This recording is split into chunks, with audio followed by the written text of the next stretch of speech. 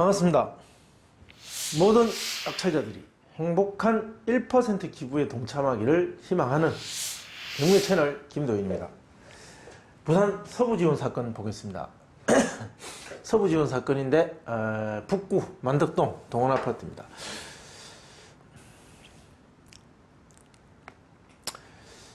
지금 두 번 유찰돼서 제가 한번 수업 사건으로 선택해봤고, 여기 보시면 낙찰받고 미납해가지고 다시 나왔습니다. 특이한 사건인 것 같기도 하고, 또 64%까지 유찰됐고, 부산 지역의 아파트의 양극화도 심해지고 있습니다. 32평짜리가 30평대가 전용 85제곱미터가 10억이 넘는 아파트가 발생했다고 신문에도 나오던데, 신축이면서 주거 선호 지역에 있는 아파트들은 아주 가격이 오르고, 그리고 아주 구축 오래된 아파트면서 비교적 선호도가 떨어지는 지역의 아파트들은 가격이 정체된 상태에서 오랫동안 그대로 유지되고 있는 상태입니다. 그리고 경매에 나오니까 심지어 64%까지 유찰되는, 그렇게 가격이 또 하락할지도 모르는 여러 가지 신호들이 보이고 있다. 부산 북구 만덕동 동원아파트 14층입니다.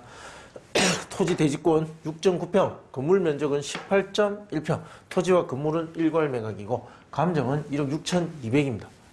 그리고 최저가는 두 번 유찰된 1억 368만원에 진행 중입니다. 소유자는 선 누구누구이나 채무자는 박 누구누구다. 자, 그럼 선 누구누구가 박 누구에게 담보를 제공해주고 채권자 주 누구누구가 대출을 해줬을 가능성이 높다. 낙찰가는 1억 9,999만원에 낙찰이 됐으나 123%. 이것도 약간 이상하죠. 제가 봤을 때는 경매 신청 채권자의 장난인지 뭔가 전략이 필요해서 작전상 고의적으로 낙찰을 받고 미납해서 또 변경하고 시간을 끄는 것이 아닌가라는 생각도 듭니다. 2020년 3월 11일, 자, 1억 368만원 진행 예정이고, 입찰 기일 41일 전입니다. 아파트의 외관을 한번 보겠습니다. 어떻게 생긴 아파트인가?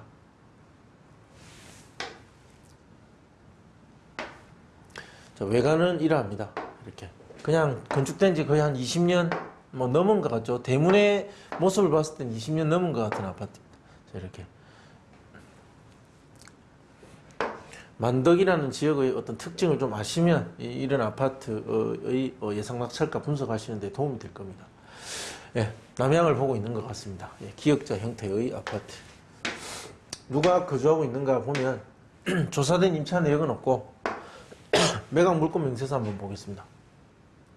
매각 물권 명세서에 기재된 내용은 조사된 임차 내역이 없다라는 겁니다. 그러면 현황 조사서에 한번 보면 소유자 세대만 전입되어 있다라고 기재되어 있습니다. 그럼 소유권자가 점유하고 있다고 보고 그 세대를 상대로 명도한다고 생각하시면 됩니다. 소유권, 자, 선 누구누구 있고 근저당 신 누구누구가, 자, 이것이 말소 기준이 됩니다. 이 날짜가 2016년 12월 15일. 이 날짜 이후에 있는 2017년이나 18년에 있는 권리들은 모두 말소. 제가 준비한 자료 보겠습니다. 매수인에게 인수될 부담. 자, 매수인이 인수하게 될 부담 무엇인가? 등기사항 그 요약본 보셨겠지만 인수할 사항은 없습니다. 말소 기준 등기 이후에 권리는 깔끔하고 전부 말소됩니다. 관리비, 입찰가와 명도에 영향을 미칠 수 있습니다. 따라서 반드시 연체 금액 확인하시기 바랍니다. 각종 공과금은 관리비 포함인지 아닌지 확인해 보셔야 됩니다. 임차인 조사된 내역 없다. 자, 그리고 실제 점유는 소유자 세대가 하고 있는 것으로 추정된다. 명도 대상자는 소유권자다. 그 세대를 상대로 인도명령을 신청하고 이사 나가기까지는 잔금 납부 후 1엑스 약 3개월 정도 소요될 것으로 보입니다. 강제집행은 200에서 약 300만원 정도 예상이 되니까 그렇게 강제집행을 하지 마시고 비용을 지불하더라도 협의해서 명도할 것을 권장합니다. 명도 소송 가능성은 희박합니다. 시장 매물입니다. 동평일대 아파트고 이 면적이 59제곱미터 같은 평형대입니다.